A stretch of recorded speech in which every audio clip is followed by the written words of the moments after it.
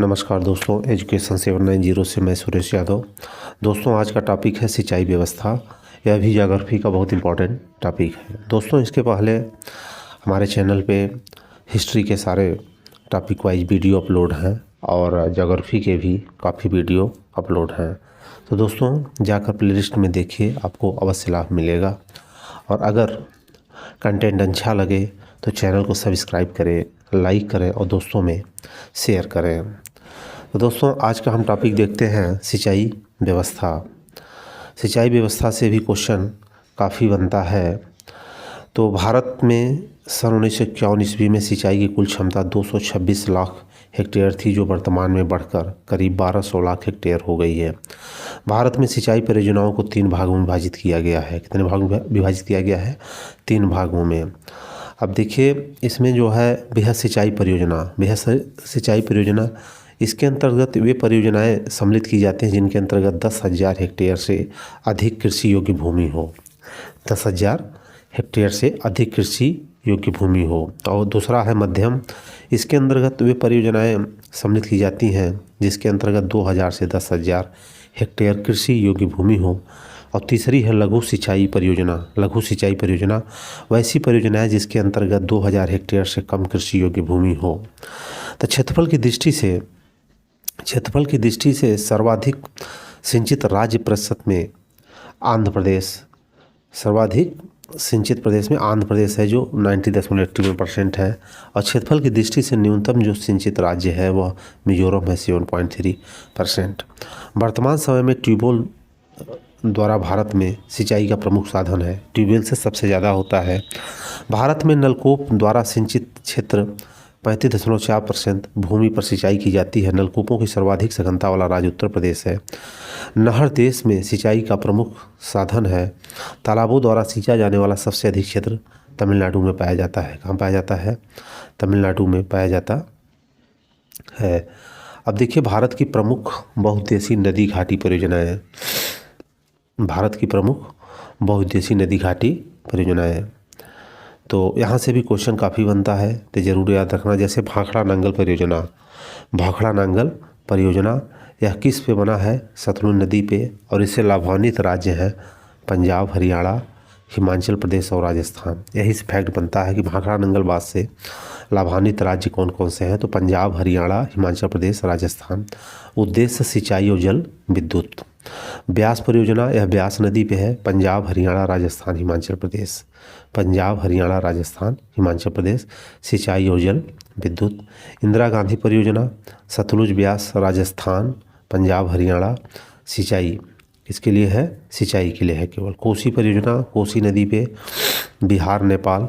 सिंचाई, बाढ़ नियंत्रण, विद्युत उत्पादन। दामोदर घाटी परियोजना, दामोदर नदी, झारखंड, पश्चिम बंगाल। विद्युत उत्पादन, सिंचाई और बाढ़ नियंत्रण के लिए यह दामोदर घाटी परियोजना का उद्देश्य है। अब हीराकुंड परियोजना महानदी पे है, उड़ीसा। सिंचाई और जल विद्युत के लिए, सिंचाई और जल विद्युत के लिए।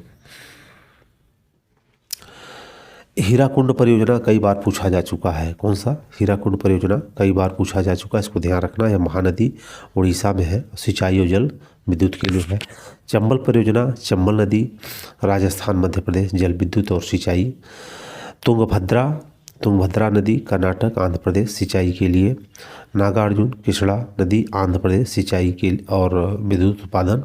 मयूराक्षी परियोजना, मयूराक्षी पे है, पश्चिम बंगाल, सिंचाई और विद्युत उत्पादन के लिए। गंडक परियोजना, गंडक और बिहार, उत्तर प्रदेश और सिंचाई के लिए। इसमें से देखिए, चंबल और तुंगभद्रा पूछा जा चुका है। चंबल और तुंगभद्रा। अब टिहरी बांध परियोजना, भागीरथी एवं भिलांगना। भागीरथी एवं भिलांगना नदी पे, उत्तर प्रदेश और उत्तराखंड में। यह भी इम्पॉर्टेंट है, जल विद्युत के लिए है। नर्मदा सागर परियोजना, नर्मदा नदी, गुजरात, मध्य प्रदेश, सिंचाई विद्युत उत्पादन। माता टीला बेतवा नदी, उत्तर प्रदेश, मध्य प्रदेश, सिंचाई के लिए। माता टीला भी पूछा जा चुका है, याद रखना। इसके बाद नाथपा झाकरी परियोजना, सतलुज, हिमाचल प्रदेश, जल विद्युत।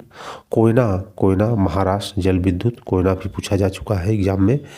सलाल परियोजना, चिनाब, जम्मू कश्मीर, जल विद्युत। ये भी क्वेश्चन एग्जाम में पूछा जा चुका है। तो 2 से 3 बार वीडियो देख लेंगे तो ये चीज़ें आपको याद हो जाएंगी दोस्तों। और वीडियो अगर अच्छा लग रहा हो तो चैनल को सब्सक्राइब अवश्य करें।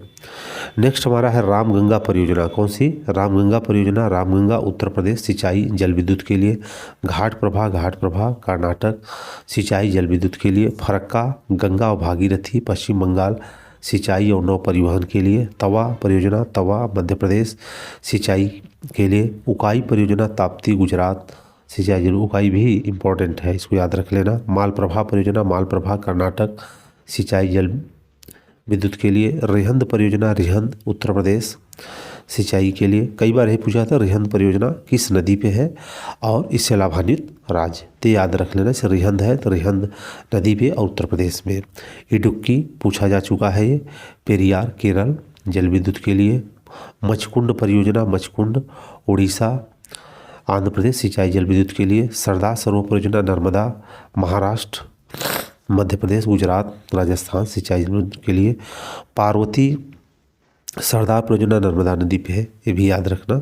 पार्वती जल विद्युत परियोजना पार्वती नदी हिमाचल प्रदेश में है जल विद्युत के लिए, इसके लिए जल विद्युत के लिए। फिर नेक्स्ट आता है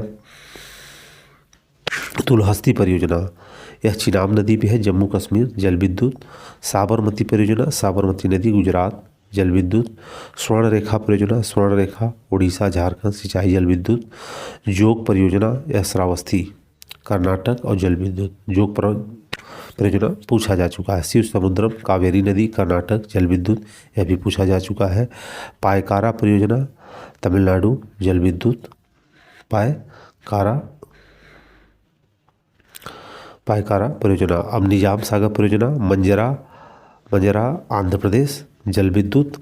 श्रावस्ती नदी कर्नाटक जल विद्युत के लिए। और टनक पूर्वांत परियोजना महाकाली भारत और नेपाल जल विद्युत परियोजना के लिए। तो दोस्तों ये आज का बहुत इंपॉर्टेंट टॉपिक था। यहाँ से प्रश्न काफ़ी बनता है, तो इसको अवश्य 2 से 3 बार वीडियो देख लीजिएगा, ये सारे डाटा आपको याद हो जाएंगे। और ये सिंचित के माध्यम से बताया गया है। गोवा 73.9, महाराष्ट्र 64.6, राजस्थान 54.1, गुजरात 50.9, तमिलनाडु 41.5। ये डाटा देख लेना, हो सकता कुछ चेंज हो गए हो। तो दोस्तों चैनल को अवश्य सब्सक्राइब करें और वीडियो को लाइक करें, दोस्तों में शेयर करें। फिर मिलेंगे हम नेक्स्ट वीडियो के साथ। जय हिंद जय भारत।